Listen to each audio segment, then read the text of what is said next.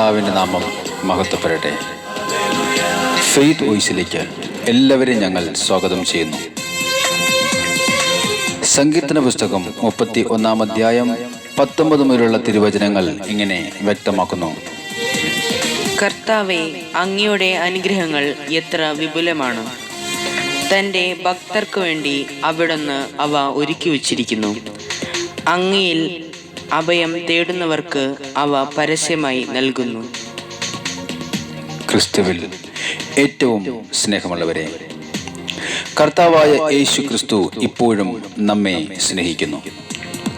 കാരണം തന്നിൽ അഭയം പ്രാപിക്കുന്നവരെ കർത്താവ് ഉപേക്ഷിക്കുന്നില്ല. നമുക്ക് വേണ്ടി മുറിയപ്പെട്ട് നമ്മെ തേടി വന്ന രക്ഷകനാണ് കർത്താവായ യേശു ക്രിസ്തു. നമ്മുടെ പാപങ്ങളെ കഴുകി മാറ്റുവാൻ, പാപപരിഹാരമായി നമുക്ക് വേണ്ടി രക്തം ചിന്തി നമ്മെ സ്നേഹിക്കുന്ന കർത്താവ് ദൈവഭക്തി നമ്മെ പരിശീലിപ്പിക്കും.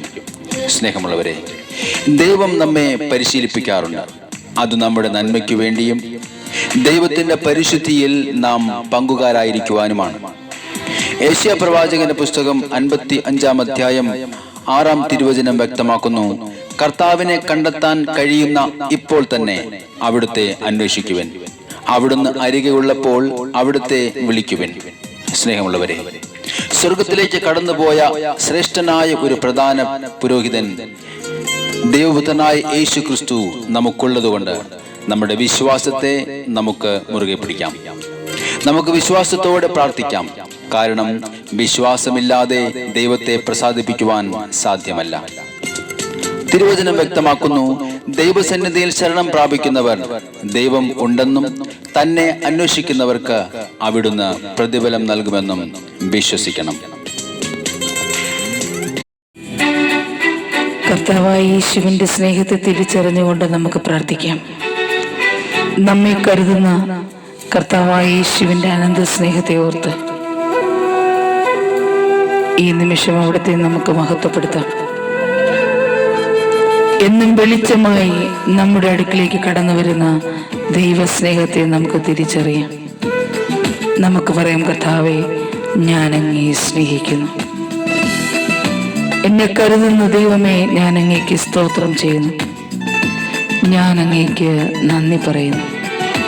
ഓ യേശുവേ, കർത്താവ് നിന്നെ കരുതുന്നതോർത്താൽ കണ്ണുകൾ നിറയാതിരുന്നിടുമോ? കർത്താവ് നിന്നെ കരുതുന്നതോർത്താൽ കണ്ണുകൾ നിറയാതിരുന്നിടുമോ? അവിടുന്ന് നിന്റെ വഴിയിലായെന്നും വെളിച്ചമായെത്തുന്ന ദൈവമല്ലോ. വെളിച്ചമായെത്തുന്ന ദൈവമല്ലോ. കർത്താവ് നിന്നെ കരുതുന്നതോർത്താൽ കണ്ണുകൾ നിറയാതിരുന്നിടുമോ? കർത്താവായ യേശുവേ, ധൂർത്തപുത്രനെ പോലെ ഞാൻ അകന്നപ്പോഴെല്ലാം അങ്ങയുടെ സ്നേഹം എന്നെ തേടി വന്നു. കർത്താവേ, അങ്ങയുടെ സ്നേഹത്തിൽ ചേർക്കുവാൻ അവിടെ എന്നെ വിളിച്ച അങ്ങയുടെ വലിയ സ്നേഹത്തിന് ഞങ്ങൾ നന്ദി പറയുന്നു. എൻ്റെ ഈശോയെ, എൻ്റെ ഹൃദയത്തിൽ വസിക്കണമേ. എൻ്റെ ഉള്ളിൽ അവിടെ നിന്ന് കടന്നു വരണമേ. ഇന്ന് ഞങ്ങളെ അനുഗ്രഹിക്കണമേ.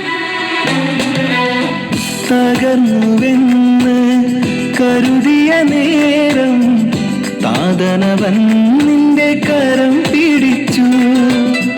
തകർന്നുവെന്ന് കരുതിയ നേരം താതനവൻ നിന്റെ കരം പിടിച്ചു.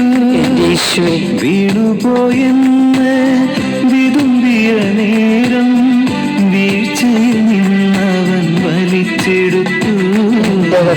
വീഴ്ചയിൽ നിന്നവൻ വലിച്ചെടുത്തു. കർത്താവ് നിന്നെ കരുതുന്നതോർത്താൽ കണ്ണുകൾ നിറയാതിരുന്നിടുമോ? നമ്മുടെ ജീവിതത്തിൽ ദൈവത്തിന്റെ സാന്നിധ്യം കടന്നു വരുവാനായി നമുക്ക് പ്രാർത്ഥിക്കാം. നമ്മുടെ എല്ലാ പ്രാർത്ഥനകളും യാചനകളും അവിടുത്തെ തിരുസന്നിധിയിൽ സമർപ്പിക്കാം. നമ്മെ അനുഗ്രഹിക്കുന്ന കർത്താവിന് നന്ദി പറയാം.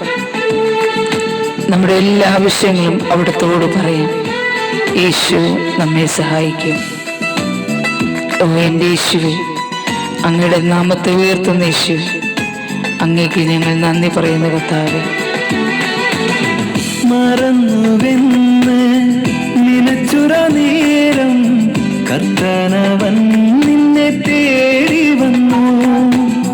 മറന്നുവെന്ന് നിനച്ചുറ നേരം കർത്താനവൻ നിന്നെ തേടി വന്നു. സ്നേഹമായി നിന്നെ വിളിച്ചുറനാഥൻ ജീവനായി നിന്നുള്ളിൽ വസിച്ചിടുന്നു. ജീവനായി നിന്നുള്ളിൽ വസിച്ചിടുന്നു. ഹല്ലേലൂയ. കർത്താവ് നിന്നെ കരുതുന്നതോർത്ത കണ്ണുകൾ നിറയാതിരുന്നിടുമോ?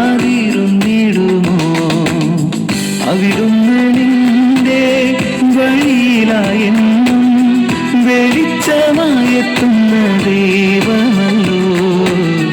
വെളിച്ചമായെത്തുന്ന ദൈവമല്ലോ. കർത്താവ് നിന്നെ കരുതുന്നതോർത്ത കണ്ണുകൾ നിറയാതിരുന്നിടുമോ?